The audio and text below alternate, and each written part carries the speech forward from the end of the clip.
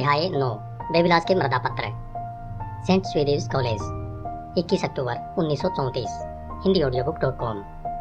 प्रिय प्रोफेसर, ध्वस्त बेबिलास के अवशेषों में हाल ही में हुई खुदाई में मिले जो 5 मृदापत्र आपने भेजे हैं वे आपके पत्र के साथ ही प्राप्त हुए। मैं उन्हें देखकर मंत्रमुग्ध रह गया। मैंने उनकी पांडुलिपि का बेबीलोन का सबसे अमीर आदमी नामक अपनी भाषा में अनुवाद करने में कई घंटे बिताए। मुझे आपके पत्र का तत्काल जवाब दे देना चाहिए था, परंतु मैंने जानबूझकर देरी की क्योंकि मैं चाहता था कि अनुवाद का काम पूरा करने के बाद ही आपको पत्र लिखूं। मृदापत्र बिना किसी क्षति के सुरक्षित पहुंच गए थे क्योंकि आपने उन्हें बहुत अच्छी तरह पैक किया था और उस पर सुरक्षित तत्वों के पदार्थों का छिड़काव कर दिया था। इन मृदापत्रों की कहानी से आप भी उतने ही हैरान रह जाएंगे जितना कि हम लोग प्रयोगशाला में हुए थे। अतीत की इस धूमिल छाया से हम रोमांस की उम्मीद करते हैं, जैसे अरेबियन नाइट्स, परंतु इसमें देवजीत नामक अमीर आदमी अपनी कर्ज की समस्या के बारे में बताता है। इन मृदापत्रों को पढ़कर हमें यह एहसास होता है कि हमारी दुनिया की परिस्थितियाँ 5000 साल में उतनी ज्यादा नहीं बदली है जितना हम सोचते हैं। यह अजीब है, परंतु इन पुराने मृदापत्रों के कारण मैं पसोपेश में पड़ गया हूँ। कॉलेज का प्रोफेसर होने के नाते मुझे ज्ञानी माना जाता है, जिससे अधिकांश विषयों पर ठीक ठाक ज्ञान होता है। बहरहाल इन मृदापत्रों में बेबीलोन के खंडहरों में दफन एक आदमी कर्जवान युवाओं को एक रास्ता सुझाता है जैसा मैंने पहले कभी नहीं सुना। मैं कहता हूँ कि यह बहुत जबरदस्त है। मेरी दिलचस्पी यह साबित करने में है कि प्राचीन बेबीलोन का ज्ञान उतनी ही अच्छी तरह आज भी काम कर सकता है। मिसेस बेटी और मैं इस योजना पर काम करने की योजना बना रहे हैं ताकि हमारी आर्थिक परिस्थितियों में सुधार हो सके। आपके सफल अभियान पर मैं आपको शुभकामनाएं देता हूँ। मैं आपकी और मदद करने के किसी और अवसर का उत्सुकता से इंतजार करता रहूंगा।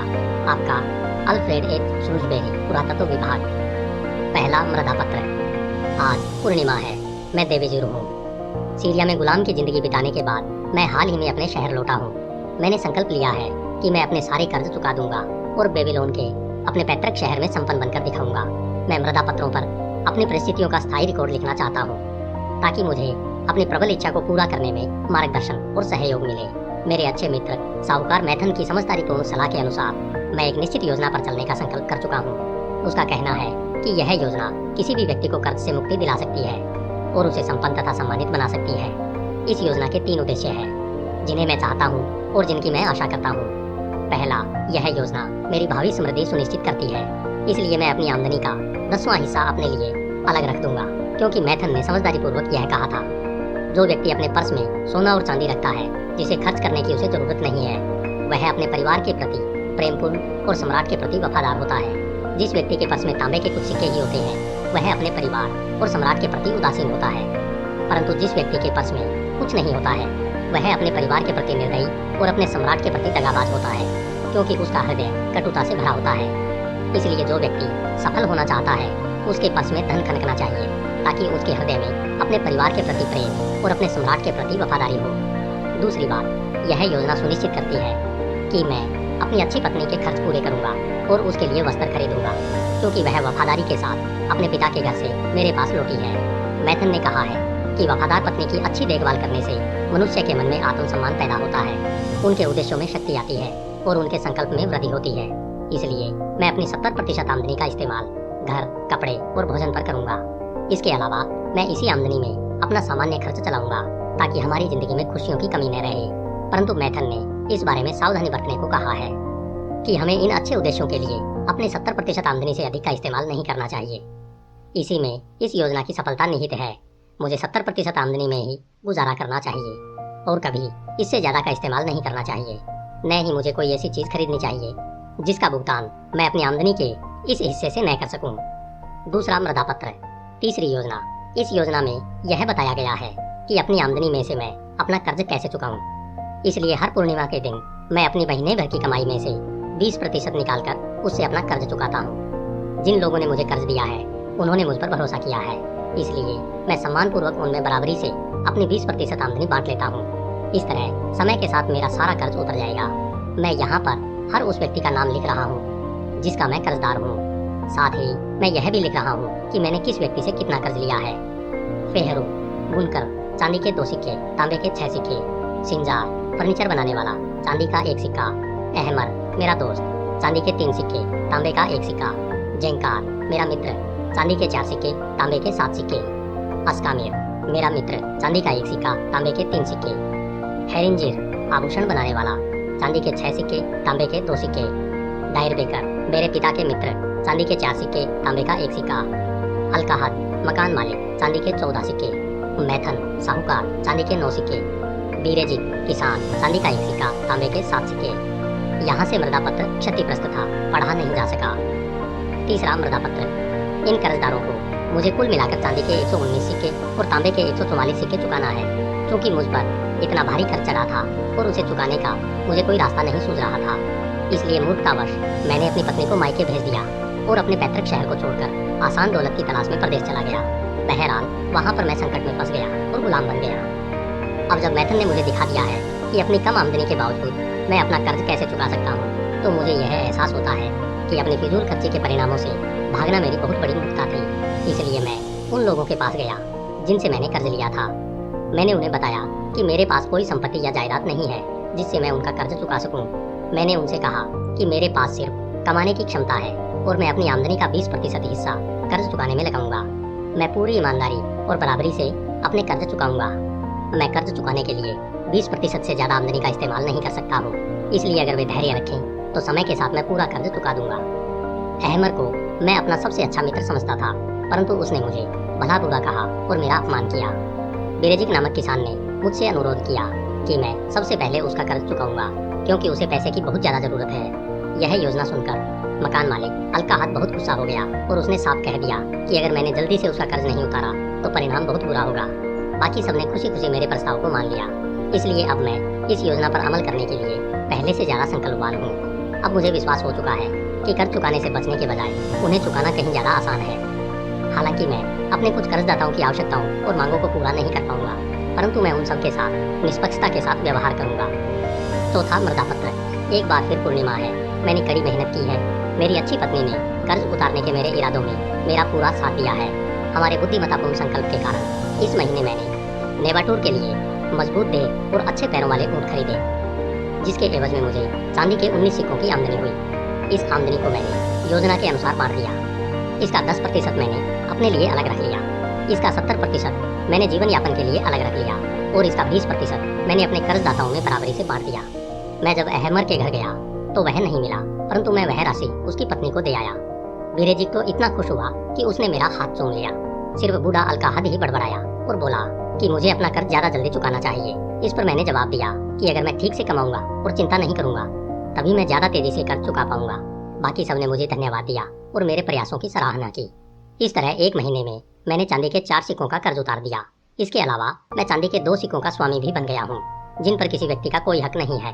मैं खुश हूँ और मैं बहुत लंबे समय बाद खुश हुआ हूँ। एक बार फिर पूर्णिमा आ गई। कड़ी मेहनत के बावजूद इस महीने मुझे ज्यादा सफलता नहीं मिली। मैं बहुत कम ऊँट खरीद पाया। मैं चांदी के सिर्फ 11 सिक्के ही कमा पाया। बहरहाल मेरी अच्छी पत्नी और मैं योजना के अनुरूप चले। हमने एक भी नया वस्त्र नहीं खरीदा और सिर्फ सब्जियां खाकर गुजारा किया। एक बार फिर मैंने अपनी आमदनी का 10% खुद के लिए अलग रख लिया और 70% से अपना खर्च चलाया। मैं हैरान रह गया जब अहमद ने कर्ज चुकाने के लिए मेरी तारीफ की। हालांकि जो रकम मैं चुका रहा था वह छोटी थी। बेरेजिक ने भी ऐसा ही किया। अलकाहद आग बबूला हो गया, परंतु जब मैंने उससे कहा कि अगर वह इस रकम को नहीं लेना चाहता तो वापस कर दे, तो वह ठंडा पड़ गया। पहले की तरह बाकी सभी लोग संतुष्ट हो गए। एक बार फिर पूर्णिमा आ गई और मैं खुश हूँ। इस बार मुझे ऊँटों का बहुत अच्छा रेवड़ मिल गया और मैंने कई बेहतरीन ऊँट खरीद लिए, जिस वजह से मुझे चांदी के 42 सिक्कों की आमदनी हुई। इस पूर्णिमा को मेरी पत्नी और मैंने जूते तथा कपड़े खरीदे, जिनकी हमें बहुत जरूरत थी। इसके अलावा हमने गोश्त और मुर्गा खाकर जश्न मनाया। हमने चांदी के 8 सिक्कों से ज्यादा का कर्ज उतार दिया। अलकाहद तक ने कोई उल्टी बात नहीं की। वह योजना महान है जो हमें कर्ज से बाहर निकालती है और बचत कराती है। 3 महीने बाद मैं एक बार फिर लिख रहा हूँ। हर बार मैंने अपनी आमदनी का 10% हिस्सा अलग बचा कर रखा। मैंने और मेरी अच्छी पत्नी ने हर बार 70% आमदनी में अपना खर्च चलाया। हालांकि कई बार ऐसा करने में काफी मुश्किलें आई। हर बार मैंने अपनी 20% आमदनी से अपने कर्जदाताओं का कर्ज चुकाया। मेरे पर्स में अब चांदी के 21 सिक्के हैं जो सिर्फ मेरे हैं। इससे मेरा सिर तन जाता है और मैं अपने दोस्तों के बीच गर्व के साथ उठ बैठ सकता हूँ। मेरी पत्नी घर को बहुत अच्छी तरह से संभालती है और अच्छे कपड़े पहनती है। हम साथ साथ रहकर खुश हैं। यह योजना अनमोल है। इसने एक पूर्व गुलाम को सम्मानित व्यक्ति में बदल दिया। 5वां मृदा पत्र। एक बार फिर पूर्णिमा है। मैं जानता हूँ कि मैंने बहुत समय से कुछ नहीं लिखा है। दरअसल 12 महीने गुजर चुके हैं। बहरहाल आज मैं अपना रिकॉर्ड लिखने में नहीं चूकूंगा, क्योंकि आज मैंने अपना आखिरी कर्ज चुका दिया है। आज के दिन मैंने और मेरी पत्नी ने जश्न मनाया क्योंकि हमारा संकल्प पूरा हो गया है। जब मैं अपने कर्जदाताओं से आखिरी बार मिला तो ऐसी कई बातें हुई जिन्हें मैं हमेशा याद रखूंगा। अहमर ने अपने कठोर शब्दों के लिए मुझसे माफी मांगी और कहा कि वह चाहेगा कि हमारी दोस्ती हमेशा कायम रहे। बूढ़ा अलकाहद भी आखिर इतना बुरा नहीं था क्योंकि उसने कहा, तुम कभी नरम मिट्टी की तरह नाजुक थे जिसे कोई भी छूकर दबा सकता था और मनचाहे आकार में ढाल सकता था, परंतु अब तुम कांसे के टुकड़े की तरह हो जो किसी का भी मुकाबला कर सकता है। अगर तुम्हें कभी चांदी या सोने की जरूरत पड़े तो बेहिचक मेरे पास चले आना। बाकी लोगों ने भी मुझसे सम्मानपूर्वक बात की। मेरी अच्छी पत्नी ने मुझे इतने गर्व से देखा कि किसी भी आदमी में आत्मविश्वास आ जाएगा। बहरहाल मुझे सफलता अपनी योजना के बदौलत मिली। इस योजना ने ही मुझे इस काबिल बनाया कि मैं अपना सारा कर्ज चुका दूं और मेरे पर्स में सोना चांदी जमा होता रहे। मैं सफलता चाहने वाले हर आदमी को यह सलाह दूंगा कि वह इस योजना पर चले। जब इसकी बदौलत एक पूर्व गुलाम अपने कर्ज चुका सकता है और अपने पर्स में सोना इकट्ठा कर सकता है तो इस पर अमल करके कोई भी व्यक्ति ऐसा कर सकता है। मैं अब भी इस योजना पर चल रहा हूँ क्योंकि मुझे विश्वास है कि अगर मैं इस पर अमल करता रहूँगा तो मैं जल्दी ही अमीर बन जाऊँगा। Saint Vincent Saint Sweden college, 7 नवंबर 1936। प्रिय प्रोफेसर, अगर बेबीलोन के अवशेषों की खुदाई करते समय आपको वहाँ के ऊँटों के व्यापारी देवेजित का भूत मिले तो मुझ पर एक मेहरबानी करें। उसे बता दें कि उसने मृदा पत्रों पर बहुत समय पहले जो लिखा था उसके लिए इंग्लैंड के 2 प्रोफेसर आजीवन उसके आभारी रहेंगे। आपको शायद याद होगा 1 साल पहले मैंने लिखा था कि मिसेस रूबेरी और मैं कर्ज से बाहर निकलने की इस योजना की आवाज भी सुनना चाहते हैं। शायद आपने अनुमान लगा लिया होगा कि हमारी आर्थिक स्थिति खराब थी। हालांकि हम इसे अपने दोस्तों से छुपाने की कोशिश कर रहे थे। हम कई सालों से अपमान भरा जीवन जी रहे थे क्योंकि हमारे सिर पर पुराने कर्जों का पहाड़ था और नए कर्ज चढ़ते जा रहे थे। हम दहशत में थे कि कहीं व्यापारी लोग कोई फसाद ना खड़ा कर दें जिसकी वजह से मुझे कॉलेज से निकाल दिया जाए। ऐसा नहीं है कि हम कर्ज चुकाने की कोशिश नहीं कर रहे थे। अपनी आमदनी में से हम जितना भी बचा सकते थे उतना बचाने की कोशिश कर रहे थे, परंतु आमदनी में अपना खर्च चलाना भी मुश्किल पड़ रहा था। इसके अलावा हमें मजबूरन उन जगहों से सामान खरीदना पड़ता था जहां हमें उधार मिल सके, भले ही वहां हमें महंगे दामों पर सौदा मिलता था। इससे एक दुष्चक्र शुरू हो गया जिससे चीजें बेहतर बनने की बजाय बदतर बनती चली गई। हमारी स्थिति निराशाजनक होती जा रही थी। हम कम किराए वाले मकानों में नहीं जा सकते थे क्योंकि हम पर मकान मालिक का कर्ज चढ़ा हुआ था। ऐसा लगता था कि हम स्थिति को सुधारने के लिए कुछ नहीं कर सकते थे। फिर अचानक बेबीलोन के ऊँटों के व्यापारी ने हमें एक ऐसी योजना सुझाई जिस पर अमल करके हम अपनी मनचाही चीज हासिल कर सकते थे। उसने हमें अपनी योजना पर अमल करने की सूची बनाई और मैंने वह सूची अपने सभी कर्जदारों को दिखाई। मैंने उन्हें यह स्पष्ट बता दिया कि वर्तमान स्थिति में मैं उनका कर्ज तत्काल नहीं चुका सकता हूँ। आंकड़ों को देखकर वे यह बात खुद ही समझ सकते थे। फिर मैंने उन्हें बताया कि पूरा कर्ज चुकाने का इकलौता रास्ता यही था कि मैं हर महीने अपनी 20% आमदनी सभी कर्जदाताओं में बराबरी से बांट दूं। इस तरह से मैं लगभग 2 साल में सारे कर्ज उतार दूंगा। इस दौरान हम अपना सारा सामान नकद खरीदेंगे जिससे उन्हें अतिरिक्त लाभ होगा। कर्जदाता सचमुच बहुत सज्जन थे। हमें सब्जी देने वाला बूढ़ा आदमी समझदार था। उसने एक ऐसी बात कही जिसके द्वारा मुझे दूसरों को समझाने में आसानी हुई। उसने कहा, अगर आप आगे से सारा सामान नकद खरीदेंगे और अपने कर्ज का कुछ हिस्सा भी चुकाएंगे तो यह उससे बेहतर रहेगा जो आपने आज तक किया है। आपने 30 साल से मुझे एक पैसा भी नहीं दिया है। अंत में मैंने उन सबसे यह अनुबंध करवा लिया कि जब तक मैं नियमित रूप से अपनी 20% आमदनी से उनके कर्ज चुकाता रहूंगा तब तक वे मुझे किसी प्रकार से तंग नहीं करेंगे। फिर हमने 70% आमदनी में गुजारा करने की योजना बनाई। हम अपनी 10% आमदनी बचाने के लिए संकल्पवान थे। चांदी और संभवतः सोने के सिक्के बचाने का विचार बहुत आकर्षक था। खुद को बदलने में हमें रोमांच का अनुभव हुआ। अपनी 70% आमदनी में आराम से खर्च चलाने के तरीके खोजने में हमें बहुत मजा आया। हमने यह काम मकान के किराए से शुरू किया और हम मकान का किराया कम करवाने में कामयाब हो गए और हमें अच्छा सामान कम कीमत पर मिलना शुरू हो गया। यह इतनी लंबी कहानी है कि एक पत्र में पूरी नहीं हो सकती। संक्षेप में, इसमें हमें ज्यादा कठिनाई नहीं हुई और हमने खुशी खुशी यह काम कर दिया। अपनी आर्थिक समस्याओं को इस तरह सुलझाने से हमें बहुत राहत मिली और अब हम पुराने कर्ज के कारण आतंकित नहीं थे। बहरहाल मैं आपको उस 10% आमदनी के बारे में बताना नहीं भूलूंगा जिसे हमने खनकाने के लिए अलग रखा था। हमने कुछ समय तक तो अपनी जमा पूंजी को देखने का आनंद लिया। कृपया यह सुनकर हंसने न लगे। देखिए, यही असली बात है। असली आनंद इसी में है कि आप धन बचाना शुरू कर दें जिसे आप खर्च नहीं करना चाहते। धन खर्च करने के बजाय उसे इकट्ठा करने में ज्यादा आनंद मिलता है। जब हमने मन भरकर धन खनकाने का आनंद ले लिया तो हमने इसका एक ज्यादा लाभकारी प्रयोग खोज लिया। हमने एक ऐसी जगह पर इसका निवेश कर दिया जहां हमें हर महीने 10% ब्याज मिलने लगा। यह हमारे परिवर्तन का सबसे संतोषजनक हिस्सा साबित हो रहा था। अपनी आमदनी में से हम सबसे पहले इसी 10% हिस्से का भुगतान करते हैं। हमें यह जानकर सुरक्षा का बहुत ही संतोषजनक एहसास होता है कि हमारा निवेश नियमित रूप से बढ़ रहा है। हमारे रिटायरमेंट तक हमारे बचत खाते में काफ़ी धनराशि इकट्ठी हो जाएगी। यह धनराशि इतनी ज़्यादा होगी कि इससे बाद के हमारे खर्चे पूरे होते रहेंगे। मज़े की बात यह है कि यह सब मेरी पुरानी आमदनी में ही संभव हुआ। हालांकि इस बात पर यकीन करना मुश्किल है, परंतु बिल्कुल सच है। हम धीरे धीरे अपने सारे कर्ज चुका रहे हैं। इसके अलावा हमारा निवेश बढ़ रहा है और हमारी आर्थिक स्थिति पहले से बेहतर है। कौन विश्वास कर सकता है कि बिना किसी वजह से परिणामों में इतना अंतर आ सकता है। अगले साल के अंत तक हमारे सारे कर्जे उतर जाएंगे। तब हम ज़्यादा धनराशि का निवेश करने की स्थिति में होंगे। इसके अलावा हमारे पास इतना धन होगा कि हम बाहर घूमने फिरने जा सकते हैं। बहरहाल हमने संकल्प कर लिया है कि हम किसी भी स्थिति में अपने जीवन यापन के खर्च को अपने 70% आमदनी से ज़्यादा नहीं होने देंगे। अब आप समझ सकते हैं कि हम बेबीलोन के उस आदमी को व्यक्तिगत रूप से धन्यवाद क्यों देना चाहते हैं, जिसकी योजना ने हमें धरती पर नारकीय जीवन से बचाया है।